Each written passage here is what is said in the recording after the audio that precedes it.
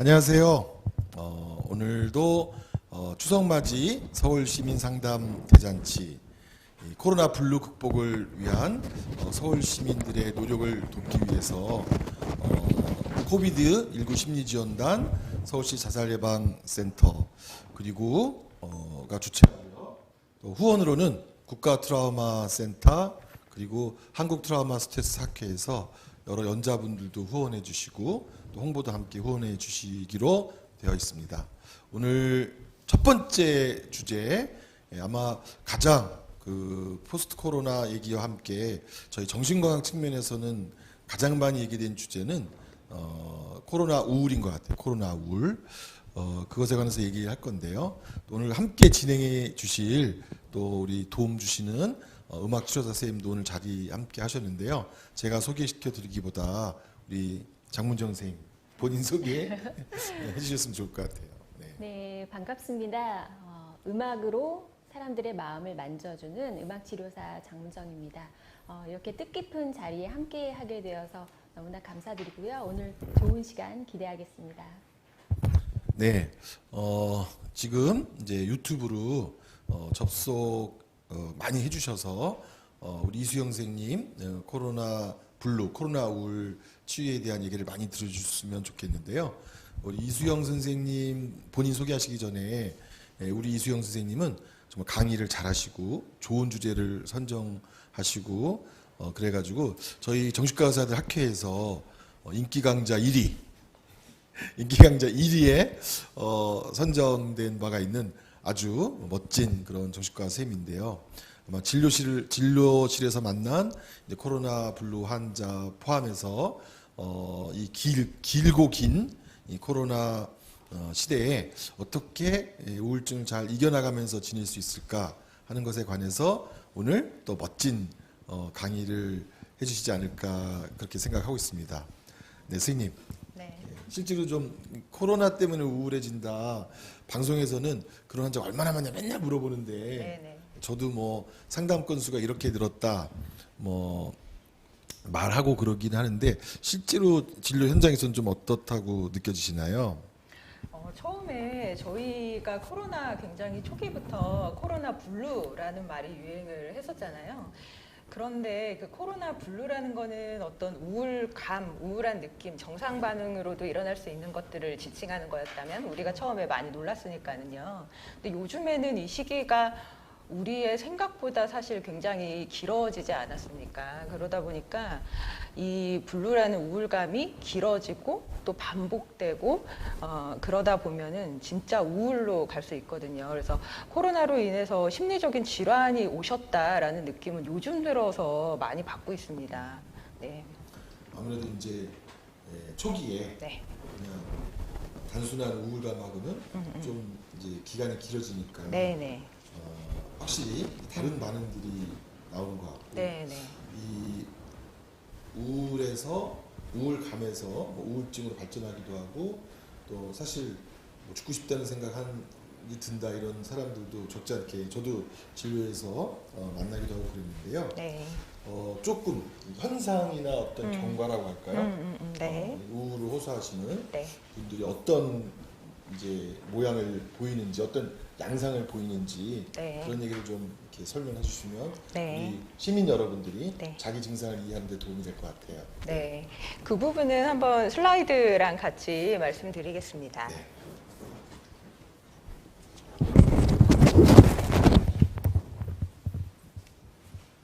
네, 슬라이드 지금 연결됐습니다. 네.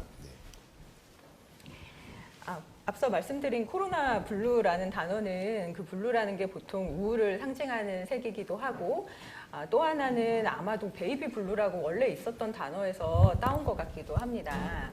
베이비 블루는 뭐냐면 그 출산을 하신 이후에 호르몬도 변하고 나의 신체의 모습도 변하고 또 통증도 많고 내가 이제 엄마가 됐다는 역할 혼란도 있고 또 기대했던 것보다 대인관계에서 내가 힘든 점을 알아주지 않아서 서운하거나 이런 것들이 있을 때 일어나는 현상들인데요. 그런데 이것은 흔히 알고 계시는 산후 우울증하고 다른 점이 이 병이 아니라 사람이 처음 인생에서 아이를 가졌을 때 생길 수 있는 정상적인 반응이다. 그리고 보통은 출산 3일에서 7일 사이에 자체적으로 해소되신다 하는 면에서 차이가 있는데요. 이 블루라는 우울감과 우울증의 차이, 아까 길이, 반복성, 깊이 말씀드렸는데요. 이 코로나 시대에서 저희가 아마 예상했던 거하고 제일 달랐던 게 길이라고 생각이 돼서 제가 가져왔는데, 이 2월 달에 많이 나왔던 기사들 제목입니다. 우리 가장 유명하신 감염학자 중에 한 분이신 우리 김우주 선생님께서도 사람들이 몇 달이면 좋아지겠지 하는 것에 대해서 겨울에 2차 유행이 올 수 있다라고 경고를 하시면서 여름엔 좀 잠잠해질 수 있다, 바이러스 특성상, 이런 기대들을 조금씩 했었고, 심지어 뭐 뮤지컬을 이렇게 준비한다든지 코로나는 계절적 패턴이 있다든지 이런 기대들을 했었는데, 저희 여름에 잦아진 소강 상태가 생각보다 짧았고 또 약해진 강도도 좀 약했습니다. 그러다 보니까 코로나 시기에 이제 블루를 넘어서 우울증으로 좀 넘어간다라는 생각이 드는데요. 이 우울증의 증상이 여러 가지가 있지만 코로나에 대한 우울은 크게 불안과 무기력이라는 두 가지 테마로 말씀을 드리고 싶은데요. 일단 불안이라는 것은 우리가 마음이 굉장히 불안정하면서 신체 반응이 많이 나타나는데요.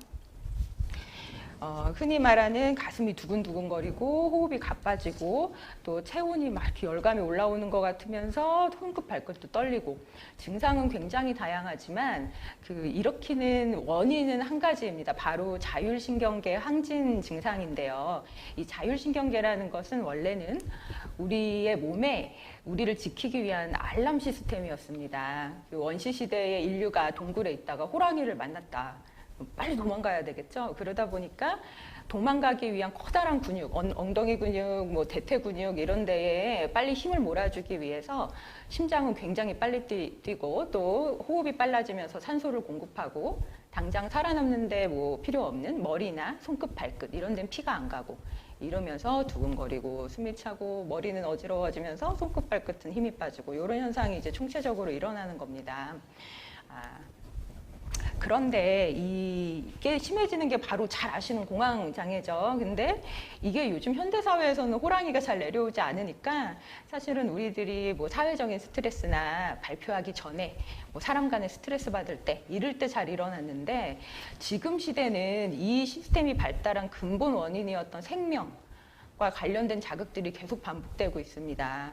나 자신이 질환에 걸릴 수 있다거나 이러다 죽을 수도 있다든지, 내 지인들이 그럴 수 있다든지, 또 뉴스나 사회적으로도 계속 생명과 관련된 메시지들이 평소보다 훨씬 많이 나오고 있습니다. 그리고 꼭 생명이 아니더라도 우리가 또 생존해야 되는 수단이 위협을 또 요즘 받는 게 문제인데요.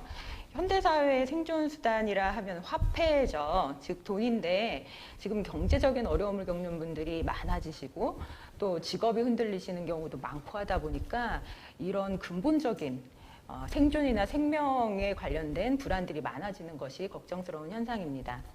나아가서 이 불안이 장기화되면 일어나는 게 사람이 가만히 있어도 지치거든요. 그래서 소진으로 이르게 되는데, 이것이 바로 두 번째 테마로 말씀드린 무기력과 관련이 있겠습니다. 무기력은 우리가 흔히 아는 힘이 하나도 없고 계속 졸리고 이런 신체적 무기력이 있는가 하면 그 인지적 무기력도 있습니다. 판단이 안 되시고 중요한 결정을 내릴 수가 없고, 또 감정적으로는 울적한 기분이 계속하면서 뭐 될 대로 되라지 또는 짜증, 이런 게 많아지는 것들이 무기력 현상으로 나타나는데요. 이 무기력이 장기화될 때 걱정스러운 현상은 바로 런드헬플레스니스라고 부르는 학습된 무기력인데요. 요거는 이제 셀리그만이라는 사람이 한 유명한 실험입니다. 이 강아지를 방 안에다가 놓고서는 전기 자극을 이 바닥에다 계속 흘리는데, 이제 강아지가 막 아프니까 여기저기 뛰어다니다가 우연히 버튼을 딱 눌렀을 때 이 자극이 멈춘다. 이러면 그 강아지는 열심히 버튼 누르면서 사는데, 뭘 눌러도 이 자극이 없어지지 않으면 결국 강아지는 포기하고 아무리 아픈 자극을 점점 세게 줘도 움직이지 않고 멈춰버리게 됩니다. 이게 바로 학습된 무기력의 상태인데요. 요즘에 그냥 뭘 해도 소용없다 이런 말씀들을 하시는 게 늘어나는 걸 보면서 이게 불안과 무기력을 거쳐서 학습된 무기력까지 이르는 거 아닌가 이런 걱정이 좀 되고 있습니다. 네, 교수님이 이제 쉽고 자세하게 설명을 해주셔서 코로나 우울에 대해서 조금 더 이제 이해가 가게 됐는데요. 실제로 말씀해주신 증상들이 제 주변에 정말 많이 보이고 있어요. 학습된 무기력 굉장히 공감이 갑니다. 그런데 이 문제를 보이는데도 어떻게 도울 수 있을까 주저하는 경우가 굉장히 많이 있어요. 저희가 그런 증상을 보이는 분들을 어떻게 도울 수 있을까요? 네. 정말 딱 다음에 하려고 했던 말인데요. 네, 다음 슬라이드 좀 보여주시면. 네. 아까 그 강아지가 버튼이 있어야지 그 강아지가 생명력이 있다고 말씀드렸잖아요. 그래서 무기력을 이제 극복하는 버튼을 찾아야 되는데 이미 코로나에 걸리신 분들은 다른 얘기겠지만 우리 시민분들은 우리의 하루하루가 전체가 코로나로 구성된 것은 아니잖아요. 그러니까 다른 버튼을 찾는데 그 버튼은 우리 하루에 존재하는 긍정의 요소를 자꾸 인식하려고 노력을 의식적으로 하셔야 됩니다. 요즘에 또 이랬어, 또 확진자 숫자가 이래, 이런 걱정스러운 말을 자꾸 많이 하다 보니까 긍정의 언어를 끌어내셔야지 이걸 극복할 수 있는데요. 예를 들자면 저는 사실 8월 중순에 두 자리 숫자에서 100명, 200명, 300명 늘어나는 걸 보면서 이거는 수도권이기 때문에 금방 600명, 1000명 가겠구나 이렇게 생각을 했었는데요. 그런데 의외로 이렇게 확 줄어드는 걸 보면서 우리나라 사람들이 확실히 열심히 한다. 물론 이런 잘못된 사람들이 있다라는 기사를 보면 화도 나시겠지만 그것은 어떻게 보면 더 열심히 하자는 메시지라고 저는 생각을 하고요. 다른 나라 여행도 요즘 잦아지시니까 보시면 알겠지만 우리나라 사람들처럼 열심히 사는 사람이 잘 없습니다. 그래서 그런 것들 속으로만 생각하지 말고 가족들하고 생각보다 조절되지 않을까라든지 주변 지인들하고 또 국민들을 위해서 브리핑 하실 때도 제가 보니까 말씀해 주시더라고요. 협조에 감사하다. 이런 메시지 같은 것들이 이럴 때일수록 중요하다라고 생각이 들고요. 두 번째는 움직임인데요. 그 학습된 무기력 상태에 가면 움직임이 멈춘다고 했죠. 그래서 가장 중요한 게 움직임을 유지하는 겁니다. 제 환자분 중에 자기는 수영하는 게 낙이었는데 수영장이 계속 닫으니까 너무 무기력하다라고 하셨는데 이 수영장이 열 때까지 계속 기다릴 수는 없습니다. 그러니까 나한테 수영이 100%의 기쁨이었더라도 100짜리는 아니더라도 30%짜리 즐거움이 되는 운동이라도 하시는 게 0보단 낫다는 거죠. 0이 계속 가면 무기력에 금방 빠집니다. 그래서 내가 할 수 있는 산책이라든지 어쨌든 하루에 30분 이상 움직여 주시는 것이 굉장히 효과가 크다고 나와 있거든요. 그래서 그 부분 하나 하고요. 세 번째는 리듬이라고 제가 써놨는데요. 태양을 따라서라고 써있죠. 지금 문제되는 것 중에 하나가 재택근무하시고 온라인 수업하고 이제 출퇴근이나 등하교가 깨지다 보니까 리듬 깨지신 분들이 굉장히 많습니다. 새벽 5시까지 유튜브 보다가 안 주무시고 낮 2시에 일어나고 이러다 보면은 그거 일주일만 하면 금방 무기력에 빠지거든요. 우리가 꼭 지켜야 되는 두 가지 타이밍이 있는데요. 하나는 새벽 2시 전에 주무시는 거고 또 하나는 아침 11시 이전에 일어나는 겁니다. 최대한 미뤄가지고요. 그게 왜 그러냐면 새벽 3시에 우리 몸이 평균적으로 여러 가지 해소작용이 일어나는데 그때 깊은 잠에 들어가시려면 2시에는 주무셔야 되는데요. 2시에 자는 방법이 딱 2시까지 자고 2시에 자야지 이러면 잠이 안 오고 기상시간을 지켜야 2시에 주무실 수 있습니다. 그래서 제가 11시를 말씀드린 게 11시에 일어나서 밝은 햇빛을 보셔야 15시간 지나서 멜라토닌 들어보셨죠? 우리 잠이 이렇게 잘 오게 해주는 그 물질이 나오기 때문에 늦어도 11시에 일어나서 바깥에 해를 보셔야 이제 2시에 자면서 리듬이 이렇게 살아나는 거겠죠. 그래서 수면 패턴 지키시는 것이 굉장히 중요하다. 그리고 이제 네 번째가 조절감인데 아까 그 강아지가 내가 뭘 해도 자극을 멈출 수 없어. 나 선택권이 없어. 이것 때문에 무기력에 빠지는 거라서 내가 내 뭔가 생활을 조절하고 있다.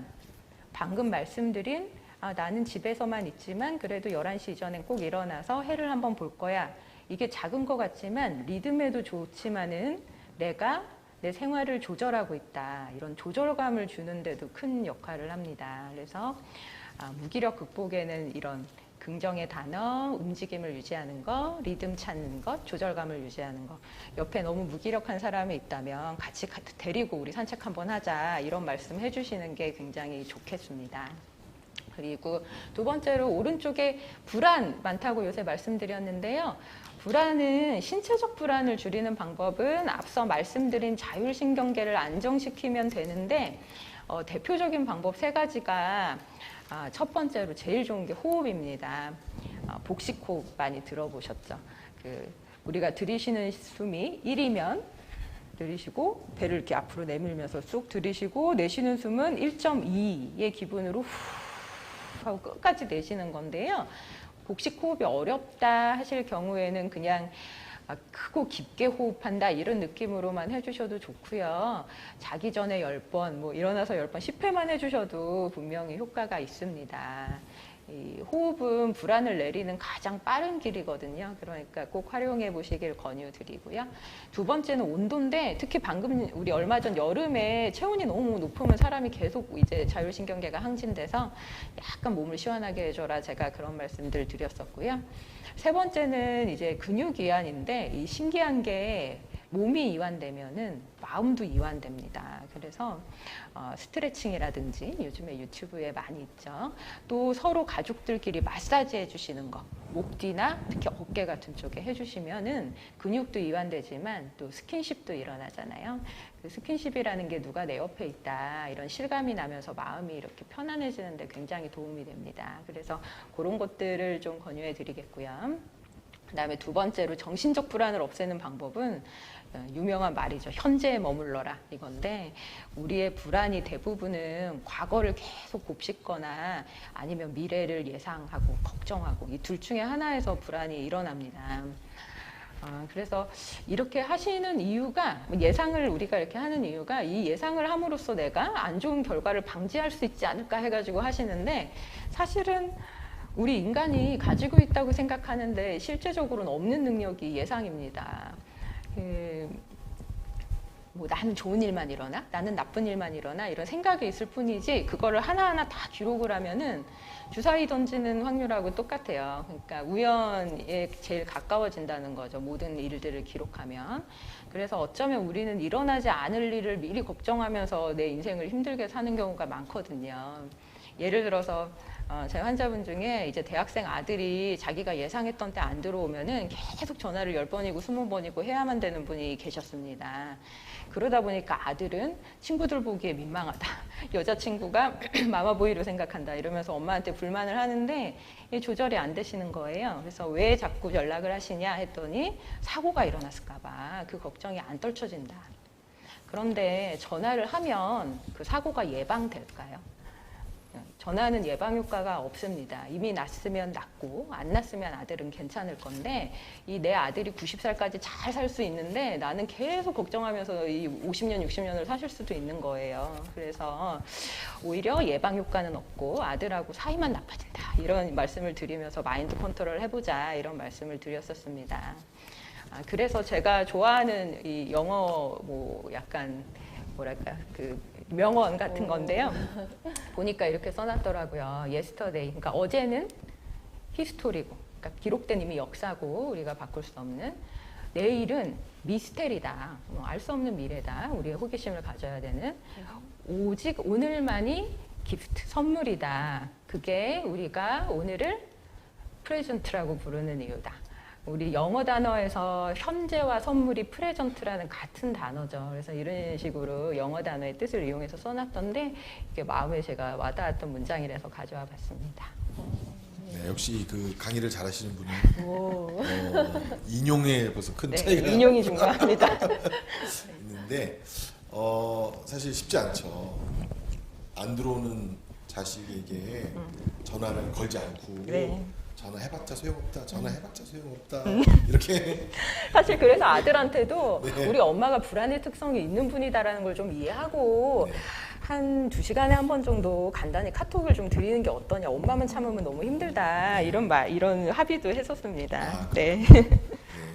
어쨌든 이제 이런 코로나로 힘든 시간들이 단기적이면은 어떤 좀 참고 네. 이렇게 대처할 수 있을 것 같은데 네. 지금 이제 많은 분들이 호소하는 게 이게 너무 길다. 네, 네, 네. 그래서 지금 그냥 코로나 때문에 스트레스 받고 좀 우울해지는 정도가 아니라 네. 6개월 지나고 또 뭐 지금 올 겨울에 또 온도가 내려가면서 더 큰 네. 감염이 있을 것이다. 네, 내년도 알 수 없다. 그리고 뭐 하버드 대학이나 뭐 미국의 동부 대학들은 내년까지도 온라인으로 한다 이런 방침이 네, 있다라고 네. 하니까 네. 이게 길어지면 네. 또 양상이 좀 사람들이 달라질 것 같은데요. 네, 네. 이 코로나 블루 만성화 또는 뭐 장기화 네. 이런 것에 따른 뭐 어떤 영향이나 이런 것을 고려해서 우리가 좀 네. 생각해봐야 할 것들이 있을까요? 네, 네. 역시 예상이 소용없다고 했지만 그래도 예상을 다 이렇게 또 이끌어 주시는 것도 중요한데요. 만성화를 이제 준비해야 될 때입니다. 이미 많은 분들이 인식하기 시작하신 것 같고요. 방금 말씀드린 여러 가지 조치들이 이 당장의 불안이나 우울을 다스리는 데 도움은 되는데 계속 우리의 자극이 반복되다 보면 또 좋게 생각하려고 했는데 되돌이가 되고 할 수 있습니다. 그래서 결국에는 우리의 만성화를 앞두고 근본적으로 해야 되는 것은 마인드셋, 그러니까 마음을 다시 전환하는 이런 게 필요한데요. 마음의 전환. 네, 그렇습니다. 마음 세팅이 필요하다라는 것이겠죠. 마음을 새로 세팅하는 게 필요하다. 네, 네, 네. 마음의 전환 네. 그런 얘기를 해주셨고요. 네. 네. 이런 마음의 전환이라면 일종의 어떤 마음가짐. 아, 같은 맞습니다. 생각이 네, 마음가짐이 가장 더 좋은 네, 단어네요. 네. 마음의 전환을 하는 네. 좀 긍정적인 네. 마음가짐이 필요할 것 같은데 네, 네. 앞에 교수님께서 불안과 무기력을 좀 다룰 수 있는 여러 가지들을 말씀을 해주셨는데 살짝 조언을 더 받고 싶은 게 그 여러 가지들 중에서 요것과 요것은 시민 여러분들께서 꼭 좀 한번 해보셨으면 좋겠다 하는 것 좀 추천해 주실 수 있으실까요? 아, 네네. 다시 슬라이드 가기 전에요. 아까 현재와 살아야 된다라고 했는데 쉽지 네. 않다라는 말씀 하셨었는데 제가 참 방금 전에 준비하면서 눈에 띄었던 것이 오늘 제 시간 뒤에 여러 가지 프로그램들이 쫙 많이 있던데요. 거기 있는 것들이 현재를 사는 방법으로 구성돼 있더라고요. 예, 우리 선생님께서 연결해서 하실 음악 치료 같은 경우에도 사람이 노래를 부르면서 음악을 동시에 듣잖아요. 음악이 굉장히 집중력에 도움이 돼서 현재에 머무르는 데 도움되는데 이런 음악 치료도 있었고 마음 챙김 아주 좋은 그 프로그램이 있는 것도 제가 봤고요. 또 코로나 시대의 주거 또 마지막에 있더라고요. 저희가 이제 실시간으로 사는 공간이 주거인데 그것에 대한 내용도 있고 마음 다스리기도 있고 해서 그런 것들이 있으면서 그 다음에 거기에 덧붙여서 제가 이제 환자분들한테 많이 추천하는 것 중에 하나가 동네를 여행하시라는 거였는데요. 지금 답답하신 것 중에 하나가 여행 못한다. 내년이면 될 줄 알았는데 지금 내년 상반기 안 된다. 이 얘기 나오는데요.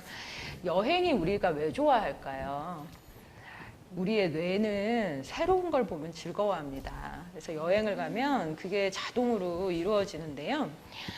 그 원리를 이용해서 내 동네를 나가는데 그냥 이렇게 무심결에 가시는 게 아니라 오늘은 하늘이 굉장히 높고 구름이 많다. 또 이제 낙엽들이 살짝 지려고 한다. 또 저가 이렇게 관찰해 보니까 저희 동네 담장이 돌이 그렇게 멋있게 돼 있는지 처음 봤어요. 그러니까 뭐 그런 거라든지, 그다음에 우리 동네에 이렇게 큰 나무가 있었나? 이런 것도 무슨 굉장히 유명한 뭐 몇백 년 된 나무더라고요. 그것도 처음 알았는데 그런 것들을 발견하시면서 걸으면 그게 바로 여행이 됩니다. 아무리 좋은데 뭐 파리에 가 있어도 계속 고민에 빠져 있으면 그건 여행이 아닌 거죠. 그래서 그런 동네를 여행하시라는 말씀을 드리는데요. 그러면서 이제 슬라이드로 넘어가면 예, 제가 방금 말씀드린 내용들이에요. 우리 프로그램에 많이 있다는 거랑 구경하며 겪기.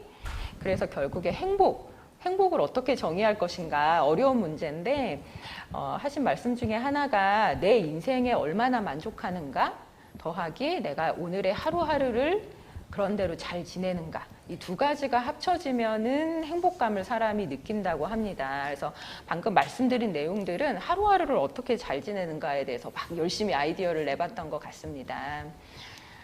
다음으로는 방금 말씀드린 우리가 장기화될 때는 마인드셋을 바꿔야 된다. 그 측면의 좀 근본적인 얘기죠, 좀 더.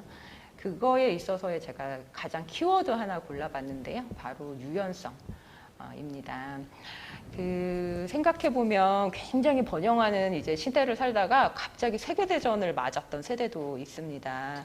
예, 그래서 그 사람들 처음에 굉장히 충격을 받고 힘들어했고 과거를 너무 그리워하면서 그 바로 세계대전 전 세대를 벨 에포크, 아름다운 시절이라고 부르면서 계속 그리워만 했었어요. 영화도 있었던 것 같아요. 네, 최근에. 맞습니다. 예. 그런데 그러다가 이제 유연성을 가진 사람들이 생각의 전환을 한 거죠. 뭐 해체주의가 일어나고 이런 식으로 우리가 세계대전이 비극이라고 생각했지만 인류사적으로는 분명히 한 단계의 성숙과 발전, 성찰도 있었습니다. 그런 것들을 한번 생각해 볼 때 키워드는 결국에 유연성이다. 네. 전환성이 있어야 된다. 네, 이런 말씀을 한번 드리고 싶었는데요. 유연성을 기르는 그런 실제적인 그러면 방법, 기술이랄까요? 이런 거 한번 요령들 한 가지씩 말씀드리면 하나는 큰 틀의 전환을 해보시는 거예요. 아예 그냥 나는 다른 시대를 당분간 산다라고 아예 생각을 하시는 거죠. 전에 김효 선생님하고도 저희 아마 밥 먹으면서 얘기 한번 했었는데 스톡데일 패러독스라고 베트남 포로로 잡혔던 미군 장교죠. 그래서 그 사람들이 8년이나 갇혀 있다가 이제 풀려나서 귀환을 했는데 그 중에 많은 수는 포로 생활하면서 돌아가셨고 스톡데일은 이제 살아남아서 왔는데 그 비결을 물으니까 동료들을 보니까 이번에 크리스마스인데 설마 특사로 풀려나겠지 이런 이제 희망들을 가졌던 사람들은 단기적인 희망은 있는데 8년을 버티기는 어려웠고 자기나 잘 견뎠던 동료들은 뭐 그걸 딱 단정하지 말고 일단 지금 이 수용소에서 할 수 있는 걸 하자. 뭐 언제 될지 모른다. 이렇게 생각하면서 이렇게 지내다 보니까 처음엔 시간이 굉장히 안 갔는데 어느 순간 8년이 흘러가면서 이렇게 생활하게 됐다. 이런 얘기를 이제 인터뷰를 했어요. 그러면서 스톡데일 패러독스라는 말이 생긴 거거든요. 그래서 우리가 견뎌내겠다라는 방향성을 갖는 건 좋지만 언제까지 끝나야 돼? 라고 딱 정해놓으면은 오히려 희망 고문이 될 수 있다라는 이런 얘기고요. 그렇겠네요. 네네네. 두 번째는 어떤 생각 때문에 힘드실 때 그냥 정반대로 생각하시는 거예요. 뭐 예를 들자면 서양 사람들이 마스크에 대한 거부감이 되게 많았잖아요. 근데 그거에 대해서 아니 쓰면 어떠냐. 아예 그냥 다르게 생각하자. 단순하게. 이렇게도 얘기를 하더라고요. 그리고 뭐 저희들도 이제 주변에서 보면은 막 애기들이 다 마스크 쓰고 다니니까 너무 불쌍하다. 처음에는 아이들이 마스크 쓰고 어떻게 앉아있게 하냐 걱정을 많이 했어요. 맞아요. 엄마들이. 네, 근데 애들이 금방 귀신같이 잘 쓰고 있는데 그래서 그 쓰고 있는 모습을 보고 불쌍하다고 막 이러시는데 아주 어린 애기들은요. 이게 당연하다고 생각하더라고요. 그러니까 불쌍하다는 거는 예전 시대를 오래 살았던 우리의 생각이고 막상 그 아이는 불행해하지 않는다는 거예요. 익숙하게 적응을 그렇죠. 이미 그냥 자기는 그냥 자기 인생에서는 마스크와 함께한 거죠. 당연히. 그게 슬프다는 느낌은 우리의 네. 것이고 그 아이는 불행하지 않다는 거죠. 네, 그렇고 그다음에 세 번째는 어디로 탓할 것인가. 이것은 어떤 안 좋은 사건이 있을 때 사람이 보통 원인을 찾습니다. 대체 나에게 이 불행이 왜 일어났는가. 보통 세 가지 중에 하나로 가는데요. 내 탓을 많이 하시는 분이 있어요. 뭐 코로나에 걸렸다 이랬을 때 내가 하필 그날 왜 갔을까. 계속 내 탓하면 우울해지시겠죠. 네, 그런데 이제 남 탓을 하는 경우가 있어요. 나는 상관없었어. 그 사람이 그날 안 왔어야지. 조금이라도 이상했으면. 이러면 우울은 안 오는데 뭐가 올까요? 분노가 오죠. 이거는 분노가 옵니다. 그래서 가장 보통 건강한 거는 이제 그럴 수 있다라는 상황 탓인데 이 코로나라는 것 자체가 전염력은 높으면서 증상은 초기에 약하다 보니까 이게 진짜 아무도 모르게 이렇게 퍼졌구나. 내 주변에서 이런 일이 정말 생길 줄이야. 네. 이런 상황 탓을 하는 게 스트레스적으로는 가장 적고 유연한 사고에 가깝고 이렇다고 할 수 있습니다. 그다음에 네 번째는 일시성에 대한 건데요. 보통 영원한 것은 거의 없습니다. 정말 찾기가 어려워서 이게 참 길다, 우리 생각보다 길다였을 뿐이지 어쨌든 일시성일 가능성이 높고 뭐 만에 하나 정말 뭐 평생 간다라고 했을 때 그러면 사람들이 어떻게든 또 다른 방법으로 적응을 할 겁니다. 그러니까 이 상태로 계속되는 일이라는 거는 이 세상에 거의 존재하지 않는다는 어떤 진리 같은 거를 생각해 보는 거고요. 다섯 번째는 이제 흑백 논리에 빠지지 않도록 경계하는 건데요. 우리의 모든 것은 대부분 모자이크처럼 구성되어 있습니다. 코로나라고 해서 100% 악으로만 구성된 것이 아니라 여러 가지 다면적인 게 있다는 거죠. 앞서 세계대전이 그랬던 것처럼. 그래서 또 제 환자분이 해주신 말씀, 어떻게 보면은 이제 환자분들하고 말씀 나누면서 배우는 게 많은데요.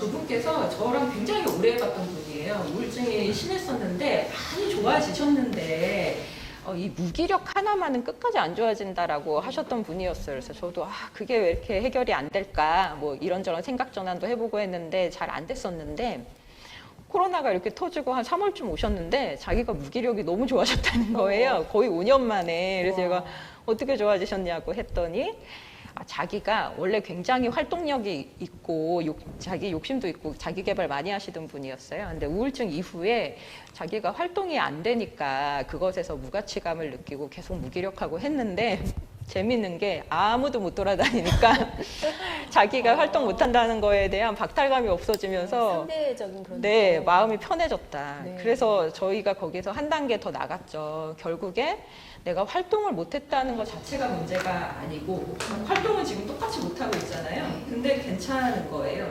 활동을 못하게 된 상황이 문제가 아니고 이 사람들은 저렇게 재밌게 저렇게 활기있게 의미있게 사는데 나는 이래 라는 비교가 결국에 나의 우울을 끝내지 못했던 거였다. 어떻게 보면 이게 바로 마인드셋이 바뀌는 거거든요. 예, 그러니까 이 코로나라는 시대가 답답한데도 이 일종의 성찰을 일으키는 경우도 있고 우리의 특정 산업을 급하게 발전시키기도 하고 이런 다면적인 게 있다라는 면을 말씀드렸고요. 그다음 마지막으로 저희가 그 믿음의 색안경이라고 특히 신념, 뭐 정치적 신념, 종교적 신념, 내가 과거에 큰 일을 겪어서 갖게 된 신념이 있을 경우에는 앞에서 말씀드린 이런 유연성 자체가 일어나기가 힘들어서 내가 혹시 그런 틀이 이렇게 강하게 있지 않나, 모든 것을 한쪽으로 보진 않는가라는 걸 점검하는 능력이 굉장히 유연성에 중요하고요. 근데 이제 다른 의견, 우리가 그 철학이나 신념이 없을 수는 없어요. 그래서 이런 신념을 나누고 불만족을 표현하고 하는 것 자체는 나쁜 것은 아닙니다. 근데 다만 그거를 분노의 형태로 띠지 않고, 그러니까 자기한테 자신감을 가지고 얘기를 하면 반대되는 의견을 얘기해도 특징이 목소리가 높아지지 않아요. 그것 하나로 알 수 있습니다. 그래서 목소리를 높이지 않고 나의 불만을 표현하는 것은 얼마든지 좋은 일이고 오히려 권위 있게 말할 수 있습니다. 그것이. 그리고 포인트가 반대 의견이 혹시 맞다고 밝혀지더라도 나는 그걸 받아들이겠다. 네. 그거 하나 틀렸다고 내가 잘못된 사람 아니거든요. 그것도 자신감과 연결된 일인데요.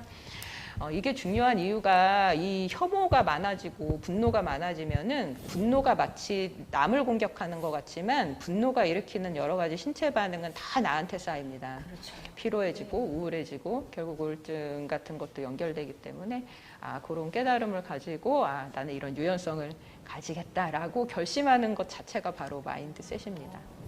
그런 마음가짐. 네. 마인드셋. 네. 그 많은 이제 세계적인 심리학자나 네. 그런 분들이 이 코로나 시대에 가장 문제가 되는 네. 사람들의 사고 방식, 태도, 또 실증 굉장히 어려운 주제들이 뭐였냐면 uncertainty, 그 불확실성이었어요. 그래서 불확실성의 시대에 이제 우리가 들어갔죠. 네. 내일 여행 갈 수 있었다고 했다가 갑자기 또 안 된다 그러고 또 커피숍 갈 수 있었는 줄 알았는데 또 네, 그 다음 안 주에 되고. 안 된다 그러고 계약할 줄 알았는데 오프라인 계약할 줄 알았는데 원격으로 바뀌고 또 원격 준비했는데 다시 오프라인 올 수 있다 이래가지고 네. 이 불규칙하고 불확실한 생활 속에서 살아가야 되는 스트레스 그런 게 굉장히 큰 게 아마 이 코로나 이후에 모든 인류가 겪고 또 그로 인해서 이제 우울해지고 리듬을 못 찾겠다라는 분들이 있는데 많은 분들이 그거에 대한 대안으로 우리 이수영 교수님 말씀처럼 이 플렉시빌리티, 유연성, 유연한 사람만 더 스트레스 적게 받고 우울하지 않게 지내면서 살 수 있다. 너무 강한 원칙. 학교는 무조건 오프라인으로 해야 된다. 뭐 병원 진료도 무조건 오프라인으로 해야 된다. 예배도 무조건 오프라인이다. 뭐 이렇게 너무 말씀하신 이분법적인 사고에서 한쪽만 이게 진실이고 정이고 그게 옳다라고 하면 정말 많은 갈등을 불러일으키는 것 같아요. 우리 맞습니다. 네. 이수영 교수님이 너무 그 마인드셋을 어떻게 갖춰야만 하는지를 키워드부터 말씀 너무 잘해 주셔서 감사드리고요.